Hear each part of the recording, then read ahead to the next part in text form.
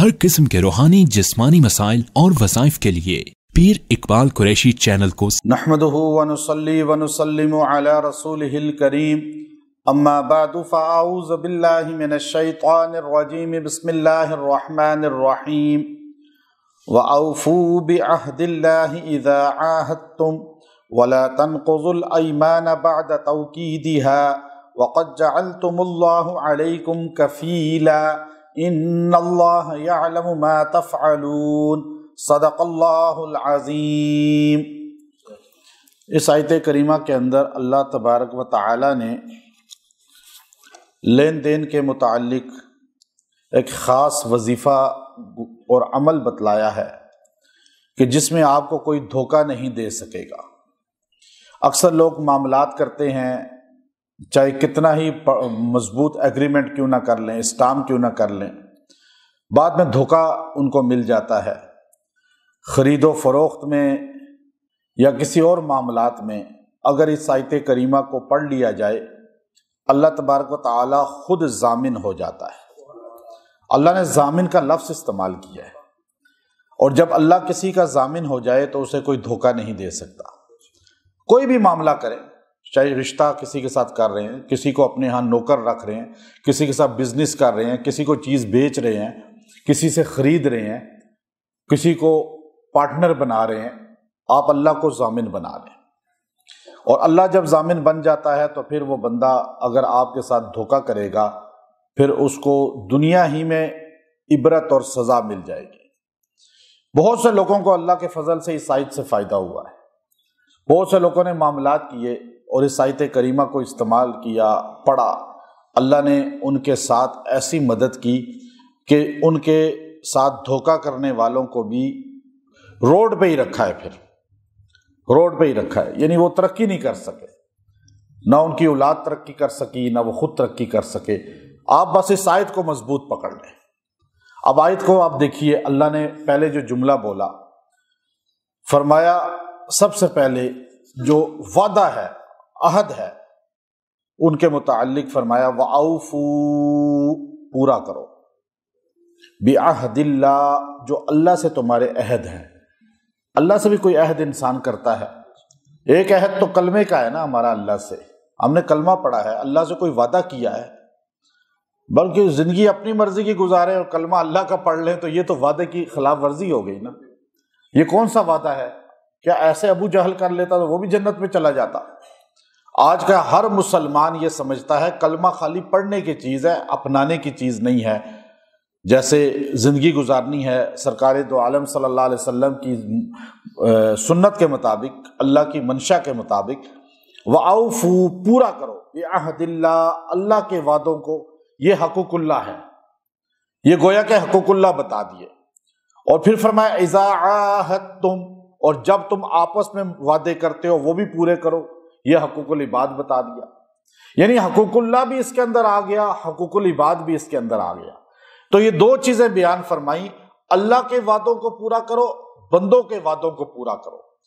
اللہ کے وعدے کو ایک بندہ پورا کر رہا ہے، نماز پڑھ رہا ہے، روزہ رکھ رہا ہے، حج کر رہا ہے، زکوٰۃ دے رہا ہے، دین کے اوپر چل رہا ہے، لیکن بندوں کے ساتھ معاملات اس کے خراب ہیں، لین دین غلط ہے، معاہدے غلط ہیں، زبان غلط ہے، تو یہ بندہ پکڑ میں آئے گا لازمی۔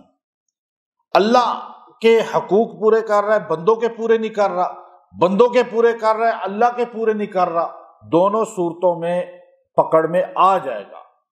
اللہ کے معاملات بھی پورے کرے، بندوں کے معاملات بھی۔ اور یاد رکھیں اللہ کے معاملات میں سب سے بنیادی چیز جو ہے وہ نماز ہے۔ حقوق اللہ میں سب سے بنیادی چیز کیا ہے؟ نماز۔ اور بندوں کے حقوق میں سب سے بنیادی چیز قرضہ ہے، لین دین ہے۔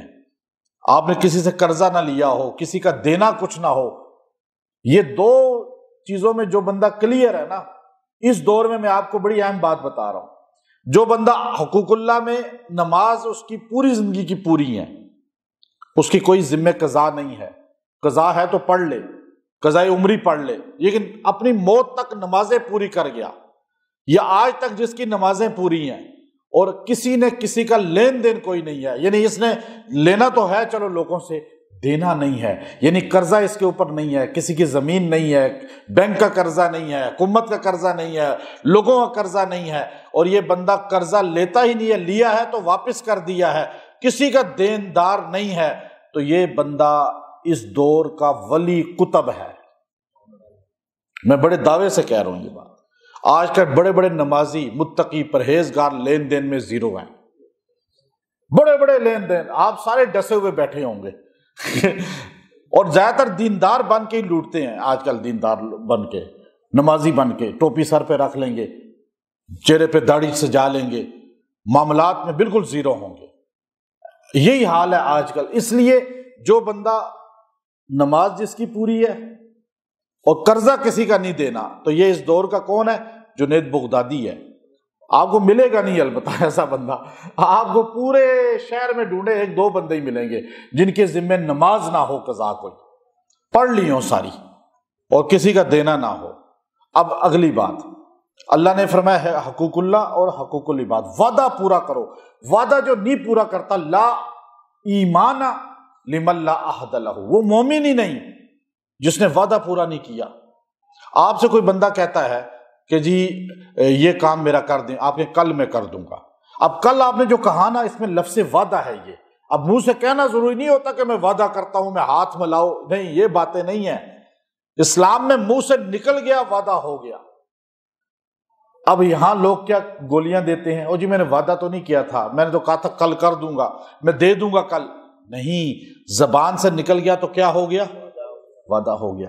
ہمارے نبی صلی اللہ علیہ وسلم، ابن ماجہ کی حدیث ہے، بندے نے کہا یا رسول اللہ ٹھہریے میں آ رہا ہوں، آپ نے کہا میں کھڑا ہوتا ہوں، آپ آؤ۔ یہ زبان سے نکلا کھڑا ہوتا ہوں تو اس کا مطلب کیا؟ وعدہ کرتا ہوں۔ وہ 3 دن بعد گزرا، آپ کو کھڑے ہوئے دیکھا، آپ جاتے تھے پھر آ کے انتظار کرتے تھے، اسے کہو خو میں بھول گیا تھا، آپ نے فرمایا میں تو نہیں بھولا تھا، وعدہ کیا تھا میں نے۔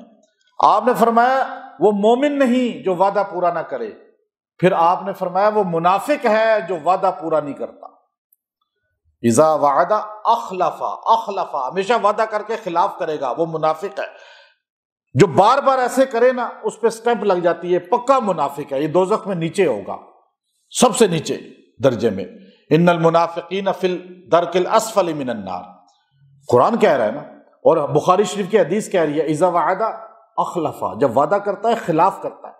حضور نے فرمایا وعدہ ٹوٹ جائے اس کو کفارہ تو کوئی نہیں ہے، توبہ ہے، استغفار ہے، معافی مانگ لو تو معاف ہو جائے گا، معافی مانگو پھر اس سے، ورنہ قیامت کے دن حدیث ہے سرکار مدینہ کی، جو وعدہ توڑنے والا ہے جب وہ اللہ کے حضور حشر میں کھڑا ہوگا تو اس کی پشت پہ ایک جھنڈا ہوگا جو وعدہ خلافوں کی نشانی ہے، اور اسے سارے ذلت کے ساتھ دیکھیں گے کہ یہ تو وعدے خلافی کرنے والے تھے دنیا میں۔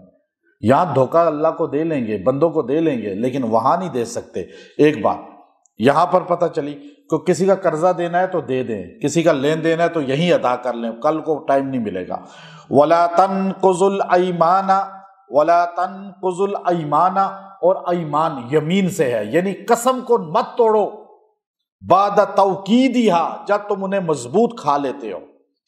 اور یہ قسم ہوتی ہے کہ بندہ کہتا ہے میں اللہ کی قسم کھاتا ہوں کہ میں یہ کام کروں گا، پھر اس کو کرو، اگر نہیں کیا تو کفارہ دینا پڑے گا، کفارہ دینا پڑے گا۔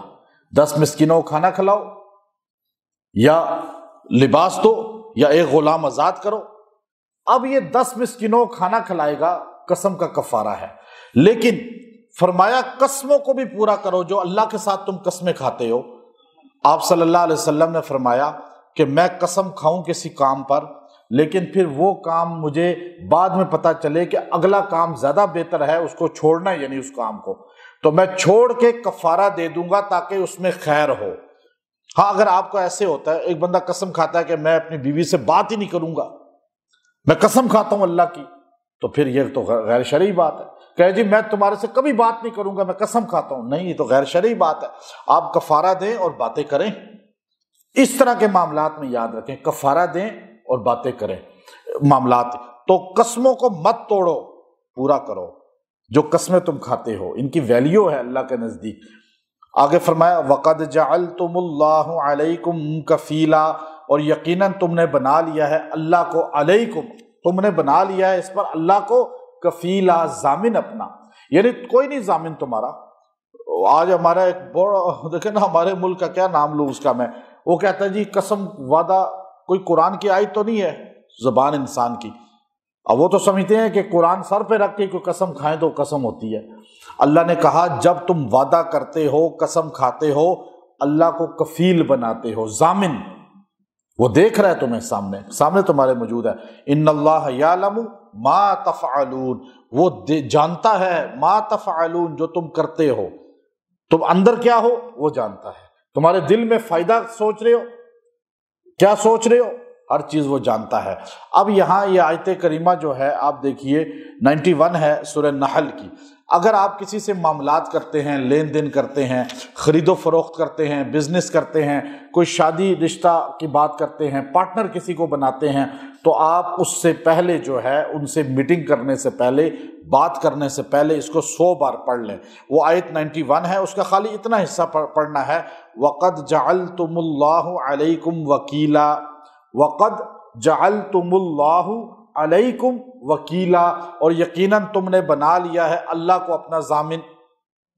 اب آپ یہ لفظ جب بولیں گے نا تو ضامن کا لفظ ذہن میں رکھنا ہے، کفیلا، کفیل ضامن ہوتا ہے، وہ ضمانت دیتا ہے کہ میں، اب اللہ تعالیٰ کی ذات ہماری ضامن بن گئی ہے، تو پھر تو ہمیں، اب لوگ امام ضامن پہنتے ہیں، وہ غیر شرعی چیز ہے، مخلوق کے یوں کپڑا لٹکا لینا، تعویذ لٹکا لینا، یہ کیا ہوتا ہے ضامن، امام ضامن؟ کچھ نہیں ہوتا۔ سارے امام، سارے نبی، سارے کتب، سارے ابدال اللہ کو ضامن مانتے ہیں، اور قرآن کہتا ہے وَقَدْ جَعَلْتُمُ اللَّهُ عَلَيْكُمْ کفیلا، اللہ تمہارا ضامن بن گیا ہے۔ اور جب آپ اس آیت کو پڑھیں گے آپ کو ایسی قوت محسوس ہوگی، آپ کو وہ چیزوں سے، وہ جو کمزور باتیں ہیں، کمزور چیزیں ہیں، کمزور عقیدے ہیں، کمزور لوگوں نے اپنی چیزیں بنائی ہوئی ہیں، یہ دنیا کے اندر ہیں، اس کی کوئی دلیل نہیں ہوتی۔ قرآن وہ چیز ہے، وہ کتاب ہے، وہ آیات ہیں، وہ قیامت کی صبح تک سمندروں کی تہوں میں جائیں گے اور آسمانوں تک جائیں گے، آپ کو یہی دلیل ملے گی۔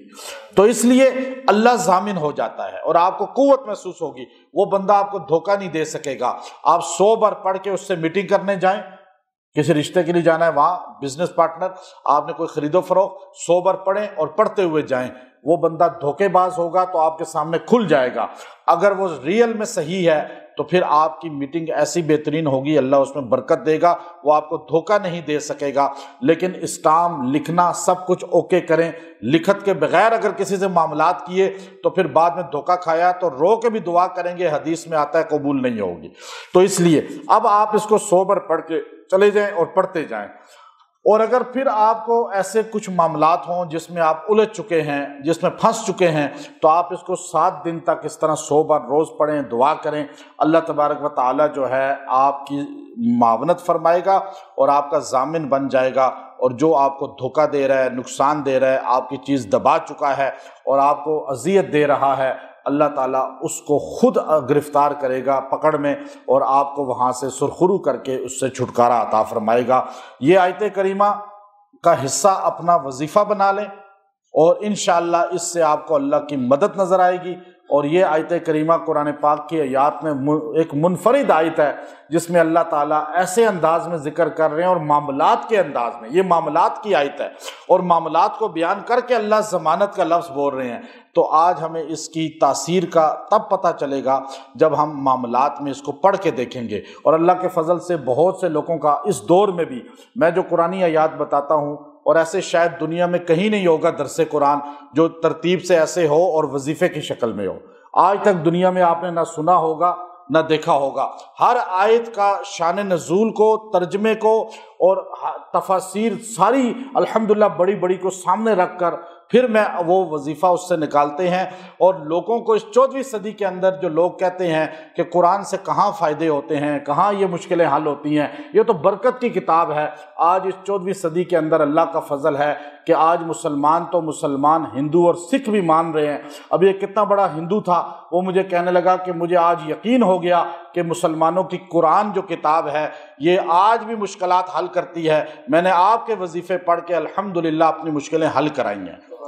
وہ ہندو کتنا بڑا وہاں کا ہندو ہے، میں نام اس کا آپ دیکھیے، لیکن کیونکہ کافروں کو بھی یقین ہو گیا ہے تو مسلمانوں کا یقین کمزور تھا، اللہ نے ہمیں ذریعہ کے طور پہ قبول کیا کہ مسلمانوں کو قرآن پہ بلیو ہو جائے کہ ہماری مشکلیں حل کہاں سے ہوں گی؟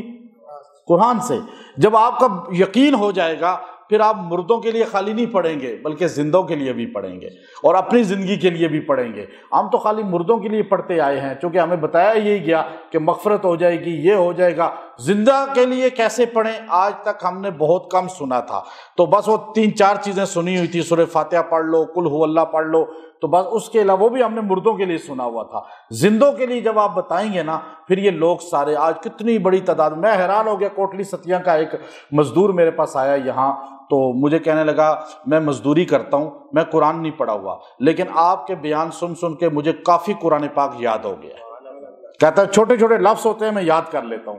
اب آپ دیکھیے اس مزدور آدمی کا کیا قصور ہے جو بیچارے کو نہیں توفیق ملی، ماں باپ نے نہیں پڑھایا، لیکن ہم تو اسے ماحول دے سکتے ہیں نا۔ تو یہ چھوٹی چھوٹے جملے جو ہے یہ یقین آپ کا مضبوط کرتے ہیں۔